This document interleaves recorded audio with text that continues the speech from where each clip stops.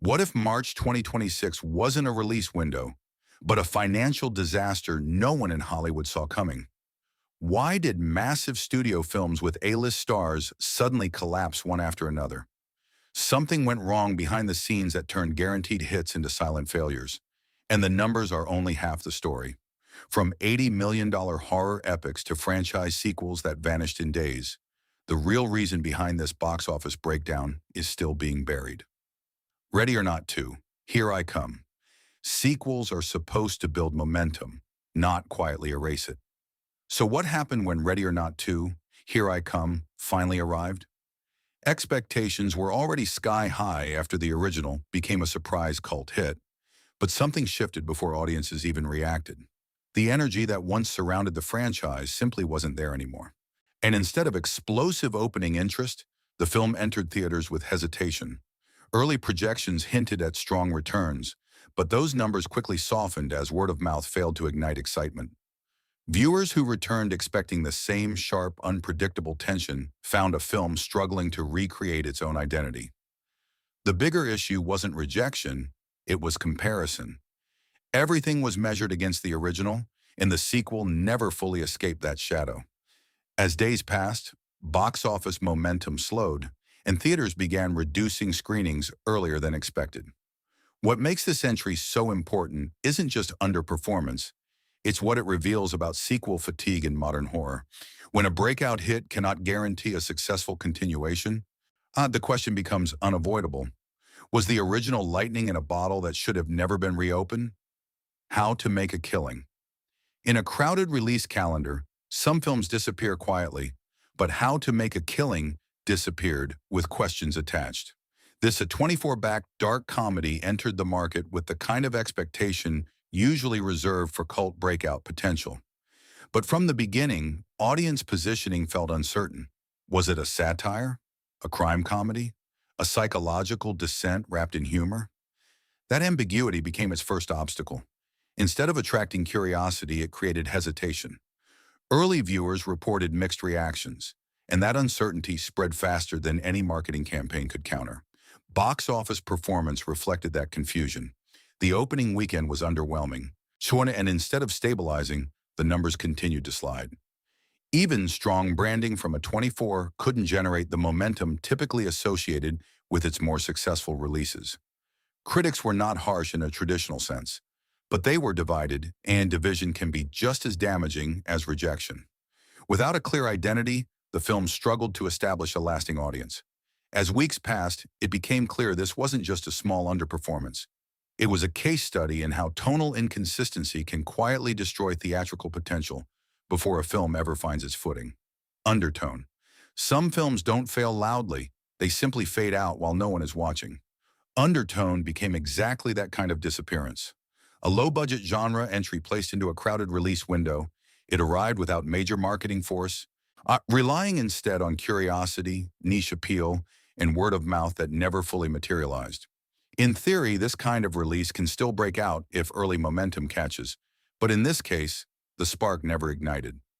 From its earliest screenings, the warning signs were already visible. Limited buzz formed in critical circles, and audience reactions remained muted rather than divisive or enthusiastic. That lack of strong reaction proved more damaging than outright negativity because it left the film without identity in a saturated marketplace. Instead of building anticipation, it simply existed in the background. The box office pattern followed a predictable but devastating path. A modest opening weekend was followed almost immediately by steep declines in attendance. With no momentum to sustain it, theaters began reducing showtimes within days. By the second week, Undertone had effectively vanished from major theatrical circuits, not because of backlash, but because demand never formed its scale. What makes Undertone significant is not its budget or performance, but what it represents. It reflects a growing reality for mid to low budget theatrical releases. Visibility itself has become the central challenge. Without a viral moment, a strong hook, or cultural ignition, films can now slip through the system without ever establishing presence. Industry observers noted a striking conclusion. Undertone did not collapse under pressure. It simply never accumulated enough attention to stand upright in the first place. And that leads to a quiet but unsettling question. In today's market, or has invisibility itself become the most common form of box office failure? Dead Man's Wire. On paper, Dead Man's Wire looked like the kind of prestige thriller that should have easily secured its place in theaters. A respected ensemble led by Al Pacino and Bill Skarsgård, a tightly controlled $15 million budget, and early critical praise all pointed toward a strong, stable release. But what unfolded instead became a case study in how theatrical expectations are quietly collapsing in modern cinema. The opening weekend was the first warning sign. Attendance was soft, but not alarming enough to trigger immediate concern. Studios often expect slow starts for dialogue-heavy thrillers. The real problem came after, when momentum failed to build. Instead of gaining traction through word of mouth, the film plateaued almost instantly, whereas if audience curiosity had simply stopped growing. By the end of its theatrical run, Dead Man's Wire had earned just over $2 million. That gap between expectation and reality wasn't just disappointing, it was structural. Critics had responded positively, but that praise never translated into urgency at the box office. Industry analysts pointed to limited marketing visibility and an overcrowded release window, but those explanations only partially addressed the issue. Something deeper was happening. Audiences were no longer converting quality into immediate theatrical attendance. Even strong performances and respected names couldn't shift the trajectory once it began declining. Theaters reduced screenings quietly, and the film transitioned to secondary platforms far earlier than expected. And that leads to the unsettling core question: if acclaim no longer guarantees survival, what exactly decides which films live and which disappear? Shelter. At first glance, Shelter appeared to be another reliable entry in the Jason Statham action formula: controlled budget, familiar star power, and a clear promise of global appeal. For years, this formula had delivered dependable box office results. But in 2026, that reliability began to look far less certain. The film entered theaters with moderate anticipation, largely driven by Statham's established reputation in mid-budget action cinema. Early tracking suggested stability rather than breakout potential. However, what followed was a gradual breakdown of audience engagement that didn't match the expected pattern. Opening weekend numbers were acceptable but uninspiring, and the real concern emerged in the days after release, when instead of building momentum, the film began to lose it. The usual second-week surge, driven by action film word of mouth, never arrived. With a production budget of around $50 million, the global gross stalled at approximately $14 million, placing Shelter firmly in underperformance territory. But the more important detail wasn't the loss itself, it was the absence of recovery at any stage of its run. Critics were mixed, but not sharply negative, meaning reviews alone couldn't explain the collapse. The issue appeared structural. Audiences were not actively rejecting the film, they were simply not prioritizing it in a crowded marketplace. As weeks passed, the film quietly faded from theatrical visibility. No dramatic crash, no cultural backlash, just gradual disappearance. And that raises a deeper question. When even reliable action formulas stop guaranteeing audience turnout, what exactly is keeping theaters alive in the first place? Return to Silent Hill. Franchise adaptations carry built-in expectations, especially when they emerge from established video game universes. Return to Silent Hill entered that space with two major advantages: instant recognition and an already loyal fan base shaped by decades of franchise history. On paper, that combination should have created a reliable theatrical pull. Instead, it exposed how fragile that advantage has become in modern box office reality. The film opened with modest attention, but almost immediately revealed a structural weakness: lack of sustained audience engagement. With a production budget of around $23 million, the expectation was a steady performance supported by core fans and genre curiosity. However, the film only managed approximately $12 million globally, signaling a clear breakdown between expectation and execution. Critics acknowledged the effort to remain faithful to the source material, but that fidelity did not translate into cinematic urgency. Instead, the pacing felt uneven. The tone struggled to maintain consistency, and the visual interpretation divided viewers rather than uniting them. The result was not outright rejection, but absence of strong emotional response. The most dangerous outcome for genre cinema. The second week confirmed the trajectory. Rather than stabilizing through word of mouth, ticket sales dropped sharply. Theaters responded quickly, reducing screenings earlier than projected. International markets, in which often rescue game adaptations, failed to provide meaningful recovery. What makes this case especially important is not just its financial underperformance, but the pattern it reinforces. Video game adaptations no longer guarantee automatic audience conversion. Recognition alone is no longer enough if emotional engagement does not fully activate. As Return to Silent Hill faded from theaters, it left behind a larger industry concern that is becoming impossible to ignore. If even beloved IP cannot guarantee turnout anymore, then what exactly is shaping modern audience loyalty, and what is quietly breaking it? Melania. Some films fail quietly, others fail loudly, but Melania failed in a way that immediately sparked industry discussion.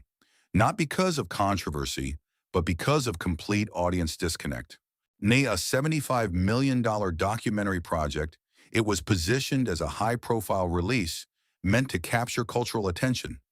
Instead, it struggled to find even a basic theatrical audience. From the beginning, the response was uncertain. Despite its scale and studio backing from Amazon Studios, the film's marketing failed to generate strong curiosity. Audiences didn't reject it, they simply didn't prioritize it. That distinction became critical as opening weekend numbers came in far below expectations. The film ultimately earned under $10 million theatrically, a severe gap compared to its production investment. Critics were also sharply divided, with reports citing an extremely low approval response that further weakened audience interest. But the deeper issue wasn't just reception, it was positioning. In a market dominated by spectacle, narrative documentaries of this scale struggle to justify theatrical presence unless they create cultural urgency. Melania never achieved that threshold. As weeks passed, screenings were reduced rapidly, and the film transitioned toward alternative distribution far earlier than anticipated. Internally, the discussion shifted from recovery to explanation. What makes this entry stand out is not just the financial loss, but what it suggests about modern documentary cinema. Even large budgets and major studio backing cannot guarantee theatrical relevance if audience curiosity fails to activate. And that leaves an uncomfortable question hanging over the industry. What determines whether a documentary becomes an event or disappears before it ever begins? Greenland 2. Migration. Sequels built on surprise success often carry the highest risk of collapse. In Greenland 2, Migration became a textbook example of that volatility. The original film benefited from timing, emotional urgency, and global disaster appeal. The sequel, however, entered a very different landscape, one where audience interest had already cooled before release. Despite a significantly higher production budget of around $90 million, the film struggled almost immediately to replicate its predecessor's momentum. Early tracking suggested curiosity, but that curiosity failed to convert into sustained ticket sales. Opening weekend performance was below expectations, but the real concern emerged in the following days. Instead of building through word of mouth, the film experienced a rapid decline in attendance. And audiences who saw it described it as competent but unnecessary, a continuation that lacked the emotional urgency of the original. The final domestic and international total stalled around $25 million, placing it far below profitability thresholds. The gap between investment and return quickly positioned it as one of the more notable sequel underperformances of the cycle. Critics were not overwhelmingly negative, but their responses highlighted a recurring issue. The sequel expanded scale without expanding emotional stakes. In disaster cinema, scale alone is not enough. As theaters began reducing screenings, the industry conversation shifted toward a broader concern. Was Greenland 2 a one-off misfire, or another example of sequel fatigue in global cinema? Because if even disaster franchises cannot sustain interest across installments, then the entire sequel economy begins to look far less stable than studios want to admit. 28 years later, The Bone Temple. Franchise revivals are supposed to reignite cultural memory, But 28 years later, the Bone Temple revealed a more fragile reality beneath that expectation. Built on the legacy of a respected horror universe, the film entered theaters with strong anticipation from both fans and industry watchers. But that anticipation never fully translated into momentum. Despite a reported production budget of around $63 million, the film stalled at approximately $58 million globally, an outcome that immediately placed it in underperformance territory. The collapse wasn't dramatic, it was gradual, and that made it even more revealing.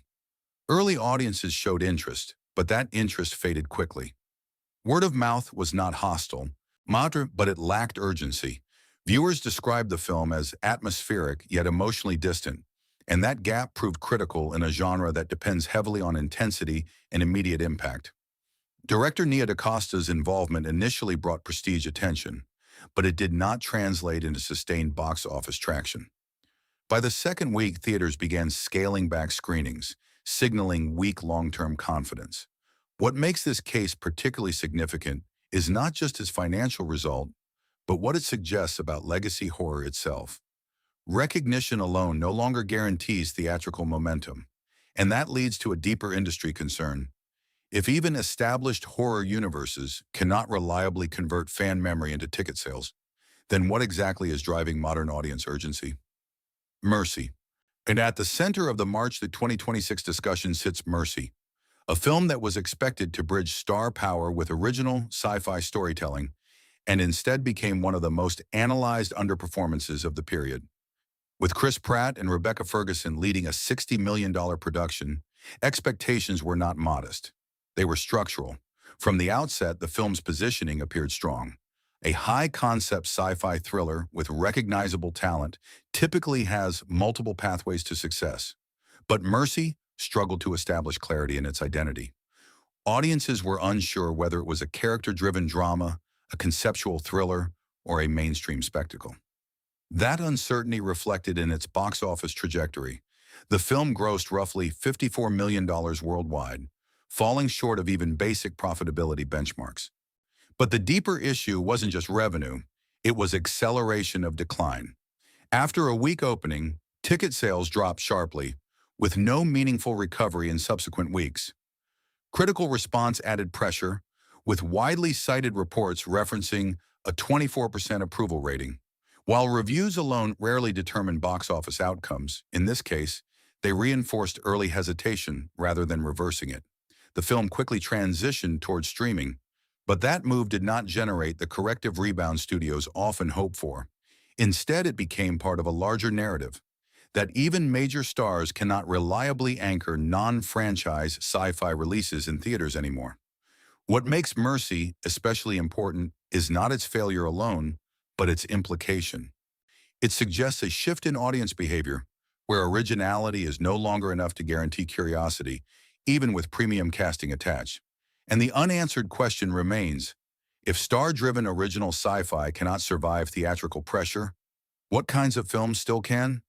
The Bride. It was designed to be a prestige horror event, an ambitious fusion of period drama and psychological horror, backed by one of the most recognizable studios in the industry. The Bride carried everything typically associated with success.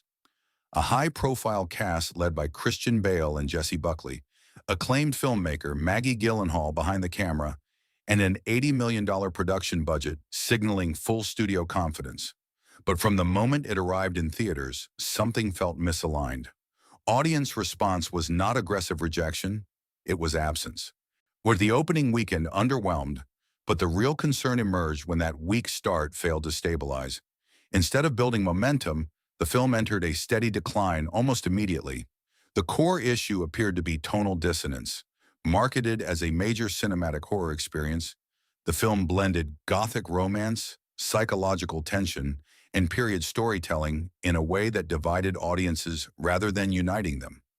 Some praised its ambition, but many others simply did not connect with its structure. As weeks passed, the $200 million break-even target began to feel unreachable. International markets offered no rescue, and domestic legs remained weak throughout its run. Theater chains began adjusting screenings early, signaling a lack of long-term confidence. But what makes The Bride stand at the top of this list is not just its financial shortfall, it is its symbolic weight. It represents a growing risk in modern cinema, that even elite talent, major budgets, and studio backing cannot guarantee audience alignment if the emotional core fails to land. And behind its collapse sits a question the industry is still struggling to answer. When everything is in place for success, why do audiences still walk away? What happened in March of 2026 wasn't just a string of box office failures. It was a warning signal the industry couldn't ignore. Big names, massive budgets, and established franchises all collapsed under the same pressure. Somewhere between expectation and execution, something broke. And as studios scramble for answers, one question remains unanswered. Was this a bad month?